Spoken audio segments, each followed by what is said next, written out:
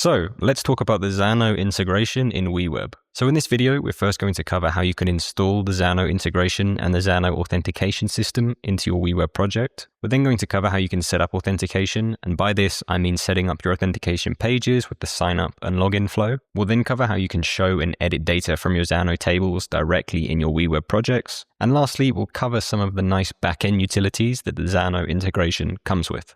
But first, let's cover how you can install the Xano integration and the Xano authentication system in your WeWeb project. So in WeWeb, you're first going to want to go to the Data and API tab at the top here. Then on the left, go to the Integration sub-tab and choose the Xano integration. Then you can press the Add Integration button. And now to set up a connection with Xano, we need to give a metadata API key. So to get this metadata API key, you can head over to Xano, and in this Instances screen, you can click the cog or whatever instance you want to use in Xano. And then on the right here, you can choose Metadata API. And at the very bottom, you can click Manage Access Tokens. And from here, we can create a new access token / metadata API key. So I can click New Access Token. I will simply call this Xano Demo. And then in the bottom right, you can press Create.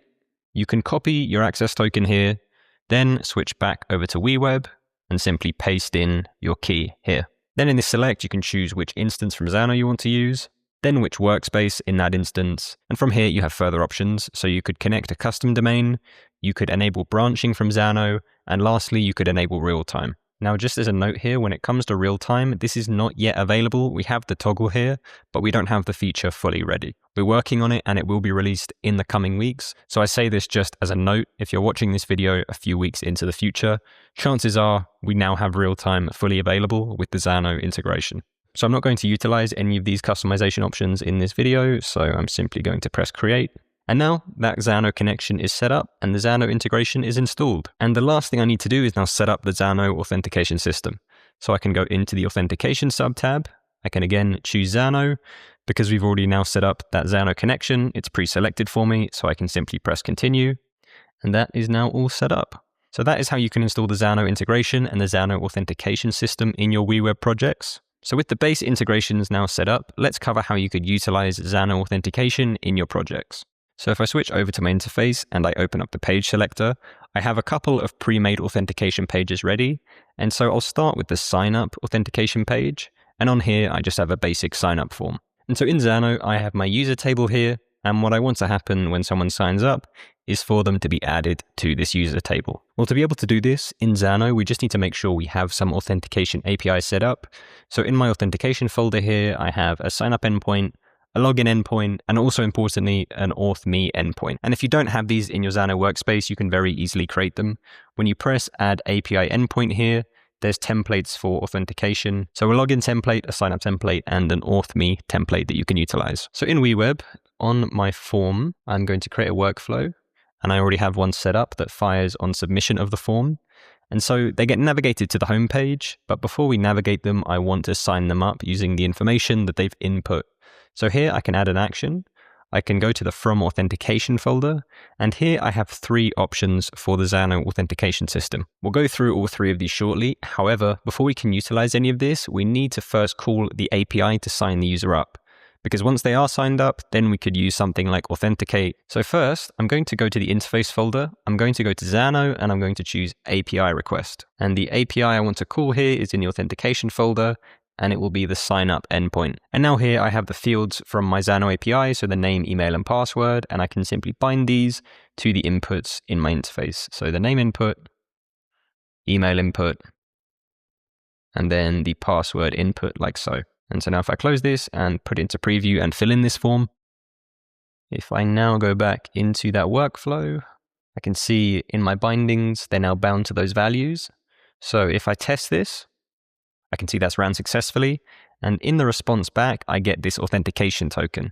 And so now with this authentication token, I can authenticate the user. So I can add another action after this, go to From Authentication, and now I can utilize this authenticate action. And now for the authentication token here, I can bind this, and I can bind it to be the authentication token we got back from this first API request. So here, this authentication token, like so. And so now the very last thing I need to do to set this up in full is I need to set up a workflow using the onUserLoad trigger. Now this can be a bit complicated at a first glance, so let me just quickly explain how this works. So in workflows, and if I create one at an application level, and then I'm just going to choose the most common option here. However, I'll change it in a second, and I will call this fetch current user, like so. And then I will change the trigger manually myself. And you can see with Xano, we have this onUserLoad trigger. So if I close this and go back to our signup workflow here, basically what is happening in this case is we first sign the user up, which creates the user and gives us an access token. And so this is all done. However, we need to utilize this access token some way in WeWeb so we can get the user essentially. Now, when we run this authenticate, what this does is it basically saves the access token in the user session. So we authenticate, and importantly, what this does is it saves whatever access token we give to it. And then lastly, we have this access token, but this doesn't give us any of the user's identifiable information. We don't yet have their email, their name, anything such as that that's saved against the user. And so the very last thing we need to do is we need to get the user's information, and we can get this information using the access token. So in this workflow right now, we're covering step 1 here, and we're covering step 2, because this first one creates the user and gives us the access token, and this second one then saves the access token in the user session. However, this very last one, so this third step, we don't do it inside of this main workflow. This is what we do in this app level workflow here, using the trigger onUserLoad. And there's a few different things that can fire this trigger, but for this case, the main two to be aware of are that this trigger will fire whenever we run this authenticate action, or we try to load a page that has its privacy settings set to private. So for example, this home page, its private access is set to only authenticated users. And so whenever we navigate someone to this home page, on load of that page, this onUserLoad trigger will fire. So in this signup workflow, since we have the authentication token here and we pass it into this authenticate action to save the token, I'll test this. And now in that authentication information here in the session, you can see we have this access token. And so we can use this to get the user in that application level workflow. So if I go to this and I go to this one, now to get the user, what I can do is I can go to interface, I can go to Xano, and I can go to API request, go to authentication, and choose the get auth me endpoint. And automatically when I call this endpoint, this is going to pass in that access token that's saved to my session. So I don't need to actually configure anything in this case. So if I test this and I look at the response data, here you can see in the body, we're getting information about me, this user we just signed up. So name Matthew, email Matthew+1@weweb.io. And again, the reason we're seeing this information is because we signed up, we got an access token. We then saved the access token to my session using the authenticate action with Xano. And because that's now saved in my session, whenever we call this auth me endpoint, it passes that access token automatically. And so then it returns the information about me as a user. And so the very last thing I need to do here is I need to add an action, go to from authentication, and I can set the user. And the reason we need to set the user is so that in this user data here, in the binding window, we'll want to utilize the user's information in some way. So showing their name or their email in the interface, something like this. And so we have that data available here. We need to save whatever data we get back from this action here to this user data. And so the data I actually want to use in this set user action is whatever I got back from this auth me action. So I can bind it and I can simply pass in this body. So all this data we got back from the previous action here, like so. And so now if I test this and I switch to this authentication data tab, you can see now in the auth user data here, we have all of the data about the current user. And so now every time we load a private page, this trigger will fire. It will automatically get the information about the signed in user, and then it will automatically set the user. So it will save their information to this auth user data. So we always have access to it and we always have the latest information about the user. And as a note, to save you the time, all of this is templated. So when you're on a form and you want to create a sign up workflow, you can simply press new, you can go into the Xano folder, and here you have a sign up with Xano template. So you could simply choose this, and then the whole thing is pretty much set up for you. In the sign up action, you simply just need to choose your specific sign up endpoint and bind the fields to whatever is in your interface, and configure the page that you want to navigate the user to. And also for loading the user, if I create another application level workflow here, again, there's a Xano folder, and we have a fetch current user template. And if I create a workflow using this template, again, you can see this is all set up for you.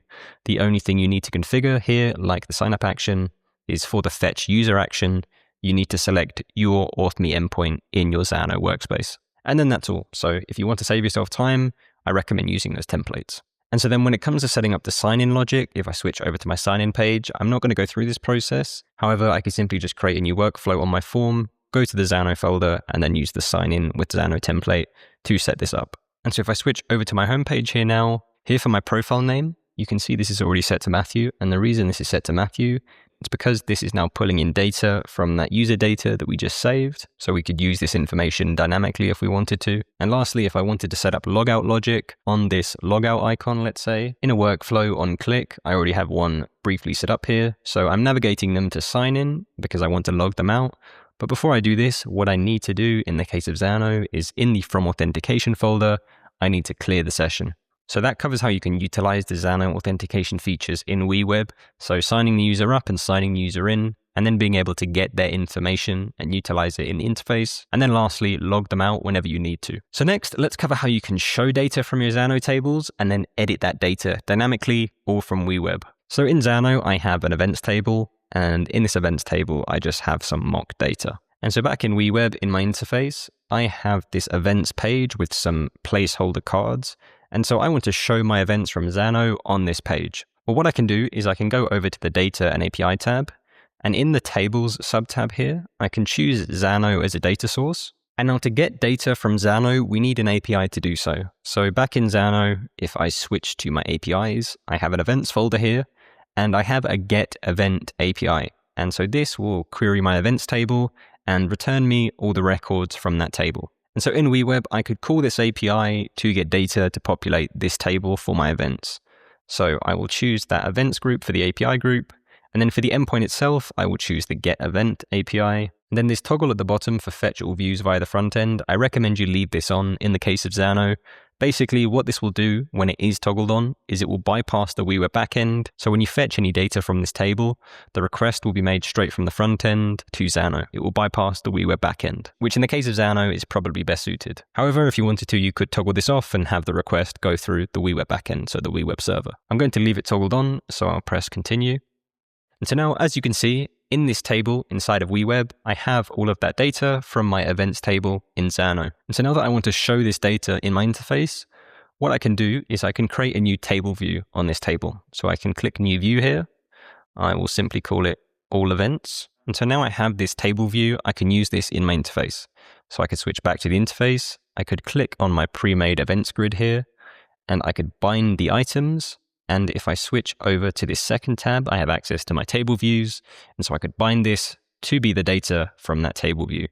And so now you can see this dynamically is pulling in all of that data from that events table and displaying it in my interface. So this is handy. We're now showing that data. However, what if I want to now edit that data in some way? So what if via my interface, I want to let someone create a new event in Xano and then obviously show that new event in my interface? Well, in my project here, I have this add event button that opens this add event pop-up. And so when someone fills in this form, I want to create that new event in Xano. Well, firstly, to interact with Xano, you need to make sure you have the appropriate APIs set up.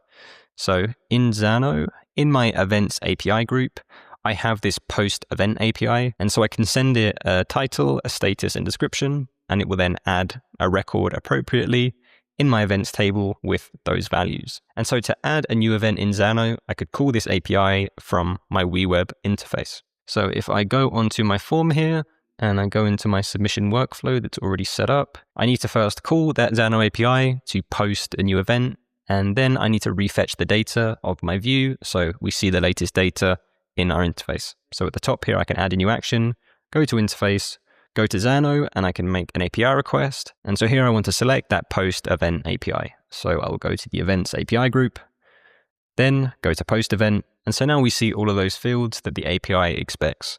And so I can bind these to be values from my interface. So I could bind the title to be the title input I have on my page. So this event name input. For the status, I could bind it to be the status select I have in my interface. And then lastly, for the description, I can bind it to the description input. And then lastly, after this, I want to get the latest data of my events table view. So we can see that new event in our interface. So that's all set up. And so if I close this, put it into preview and fill in the form, if I click add an event, that new event has appeared in our interface. And so if I switch back over to Xano and I go to my events table, you can see we have that new record in our events table. So that post API call worked, we created the new event, and then we refetched that table view, which then meant we could show that data in our interface. So that's how we can show and edit data from Xano. Essentially, it all revolves around the APIs we have set up in Xano. We can use a get API that returns data from Xano and then set up a table in WeWeb that uses that API as a data source. And then if we want to alter data, so create a new record, edit a record, delete a record, etc., we just need to have an API that does the needed action in Xano, and we can simply call that API from our interface. And now lastly, let's cover some of the backend utilities that come with the Xano integration. And what I mean by backend utilities are if I switch to the data and API tab, and I'm going to create a mock endpoint so you can see what I mean. If I add an action in my API, you can see we have this Xano folder, and we have, again, the API request action. And so this means in your backend workflows, in something like an API endpoint you have in your backend, you can use this API request action with Xano to call a Xano API, for example, in an API endpoint, or in any other kind of backend workflow you may have. And the very last thing I want to mention is that also in the backend, in the authentication folder, you have this set user action. And this is much like the set user action we have in the interface workflows for Xano. And the reason that this can be of use is that if you imagine in your logic here, you wanted to utilize the information of the currently signed in Xano user in this backend workflow in some way, shape, or form. How you would do that is in your bindings, you would want to use the data from this authentication tab and specifically this user information. However, because this is a backend workflow and it's completely separate from your interface, even if in your interface you've already set the Xano user, you now need to do it again in your backend because your backend has no idea about the user you've set in the interface. So if you wanted to utilize these Xano actions in your backend workflows and you needed in some way to have the information about the Xano user making this request, then you would need to set up the same set user logic in your backend that we did in the interface. So for example, in my backend workflows, if I go to event triggers, in the Xano folder, we have this trigger, and this is identical to the trigger that we have on the front end. And so what we need to do here, again, is identical to the workflow we had to set up on the front end. So here I would add an action. I would call my auth.me endpoint to get the current user data. And then I would use the set user action to set the user's data to be whatever I got from my auth.me endpoint. But again, you only need to go this extra mile and set all of this up if in any of your logic in the backend where you're using Xano, you need this user information about the Xano user making this request. So that covers everything. We've covered how to install the Xano integration and the Xano authentication system. We covered then how to use the Xano authentication, so hooking up a sign-up page, a sign-in page, creating that app-level workflow to get the user's up-to-date information whenever we need it, and then lastly, how to log the user out when needed. We covered how to show and alter data from Xano. Again, this all revolves around the APIs you have set up in Xano, so you can use those APIs to get information that you show in your interface, and then you can also use those APIs to alter data, so create, edit, or delete data.